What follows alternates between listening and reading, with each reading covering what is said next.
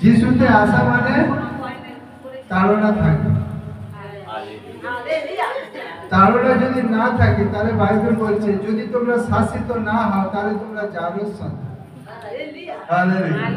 যারো সন্তান মানে যার বাবা ঠিক না, কিন্তু আমার বাবা ঠিক আছে।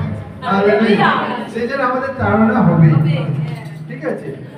কারণ কি বলছে আগুনে না পড়লে যেমন সোনা খাঁটি হয় না, ঠিক তদ্রূপ যদি আমরা সমস্যার মধ্যে দিয়ে না যাই তাহলে আমরা কিন্তু পরিপক্ক বিশ্বাসী হতে পারবো না, ঠিক আছে?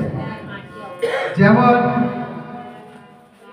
কোড়া, যখন আমরা অনেকদিন কালি পড়ে যায়, আগেকার দিনে তো ঝামা ছিল, তাই না? ঝামা বসা, কিন্তু এখন ঝামার জায়গায় অপশন এসছে, জানেন তো? অ্যালুমিনিয়ামের জালি, ঠিক আছে? তাহলে ওইটা ঘষতে যে ঘষে তারও কষ্ট হয়, ওরারও কষ্ট, ঠিক আছে? আর প্রভু যিশু বলছেন আমার পিতা হচ্ছে কৃষক। কৃষক কি করে? গাছের ডাল কিছু কিছু ডাল কেটে দিতে হয়, যদি ডাল কাটে তাহলে নতুন পাতা গজায়।